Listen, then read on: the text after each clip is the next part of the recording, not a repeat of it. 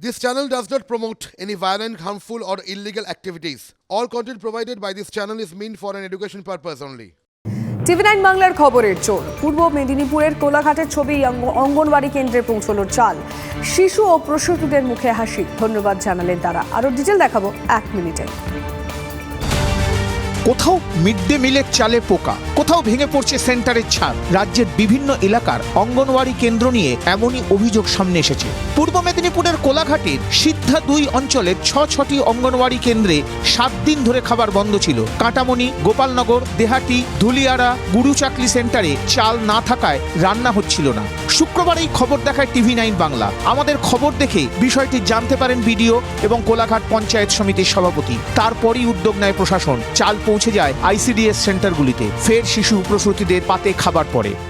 শুক্রবার থেকে খাওয়ারও বন্ধ, কখনো সবজি দেওয়া হচ্ছে না, ডিম ভালো করে সেদ্ধ হয় না। হ্যাঁ, খাবার কদিন বন্ধ ছিল খাবার?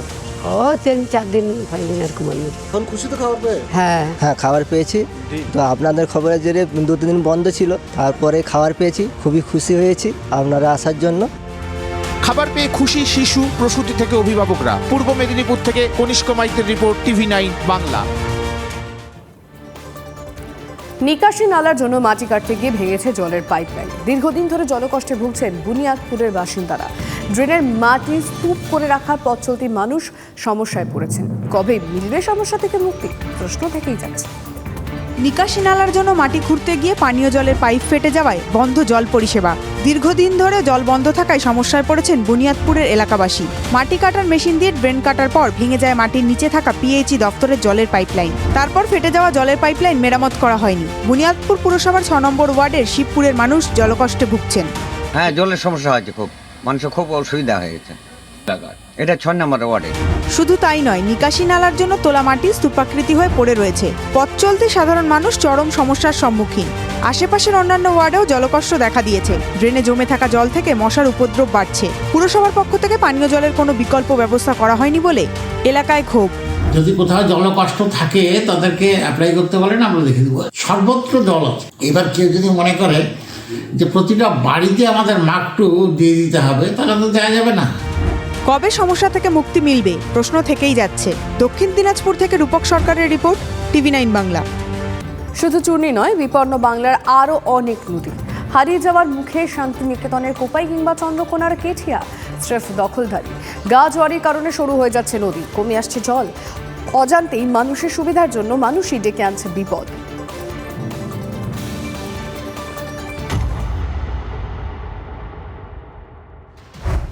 এই রাস্তাটা দেখেছেন?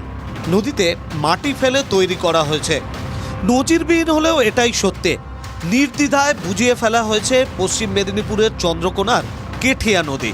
বছর 3 আগে বন্যায় ভেঙে গেছিল কাঠের সেতু। নদী পারাপারের একমাত্র ভরসা ছিল নৌকো। যাতায়াতের জন্য দিব্যি কেঠিয়া নদী বুঝিয়ে রাস্তা তৈরি করা হয়েছে। পঞ্চায়েতের উপপ্রধান নদী বোঝানোর কথা স্বীকারও করে নেন। বিশাল গর্ত, বসেছে কংক্রিটের পিলার, জোর কদমে চলছে ভিত তৈরির কাজ। কাছেই 5 মিটারের মধ্যে বয়ে যাচ্ছে কোপাই। বোলপুরের 1 নম্বর ওয়ার্ডে কোপাই নদী পারের এই নির্মাণ নিয়েই এখন বিতর্ক। কারণ অভিযোগ, নিয়মকে বুড়ো আঙুল দেখিয়ে কোপাইয়ের পাড়ে তৈরি হচ্ছে কংক্রিটের রিসর্ট। নদীকে বাঁচাতে, পরিবেশ রক্ষায় অভিযোগ কি খতিয়ে দেখবে প্রশাসন?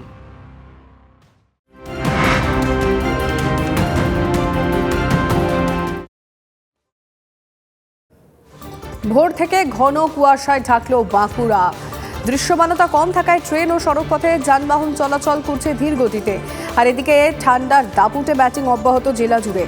গতকালও বাঁকুড়া জেলায় সর্বনিম্ন তাপমাত্রা ছিল 8.7 ডিগ্রি সেলসিয়াস। একদিকে ঘন কুয়াশা আর অন্যদিকে হাড় কাঁপানো ঠান্ডার জোড়া ফলায় সকাল থেকেই রাস্তাঘাট কার্যত ফাঁকা। নিতান্ত প্রয়োজনে যারা রাস্তায় নেমেছেন তারা আপাদমস্তক শরীর ঢেকেছেন গরম পোশাকে। এই ছবি দার্জিলিং বলে ভুল করবেন না, বাঁকুড়ার।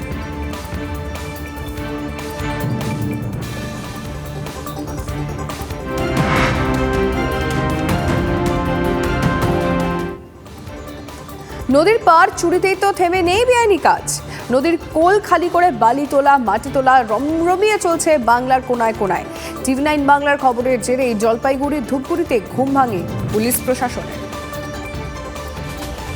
8ই জানুয়ারি টিভি 9 বাংলা দেখিয়েছিল কিভাবে জলপাইগুড়ির ডুডুয়া নদী থেকে অবাধে লুট হচ্ছে বালি। অবৈজ্ঞানিক পদ্ধতিতে বালি তোলায় বসে যাচ্ছে নদীগর্ভ। বালি মাফিয়াদের দাপাদাপিতে ডুডুয়া নদীর ভাঙন ক্রমশ বাড়ছে। টিভি 9 বাংলার খবরের পর অভিযানে নামে ধূপগুড়ি থানার পুলিশ। কাজীপাড়া এলাকায় ডুডুয়া নদী থেকে বেআইনিভাবে বালি তোলা বন্ধ হয়। পুলিশের তৎপরতায় নদীর এক প্রান্তে বালি তোলা বন্ধ হলেও অন্য প্রান্তে বন্ধ হয়নি বেআইনি কাজ। আলিপুরদুয়ারের ফালাকাটা থানা এলাকার ধনিরামপুর এলাকায় এখনও ডুডুয়া নদী থেকে বেআইনিভাবে বালি তোলা হচ্ছে। সোমবারও সেই ছবি ধরা পড়ল টিভি 9 বাংলার ক্যামেরায়।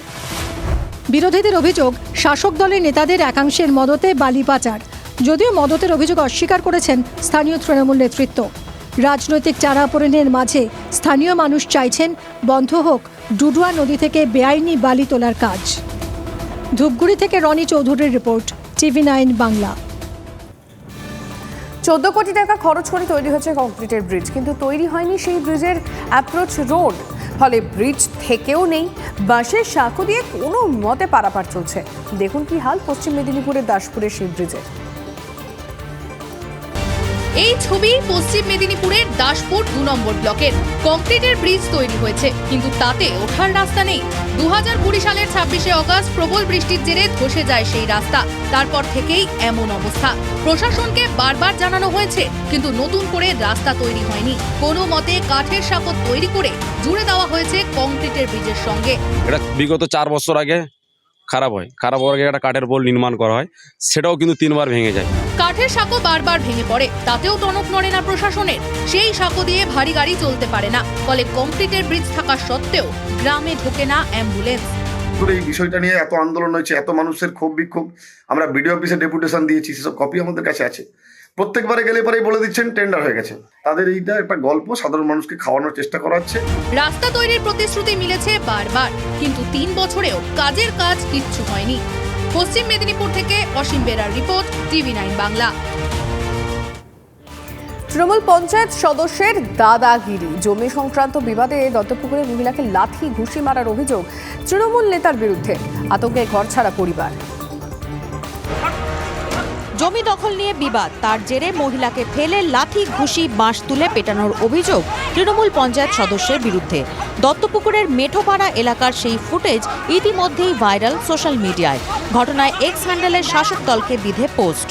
তাজউদ্দিন মেম্বার এসে আমাকে ধরে আমার মেয়েরা আমারে মারলে, ফেলে টেলে দিয়ে বাস টাস নিয়ে আমাদের মারলে তাজউদ্দিন মেম্বার।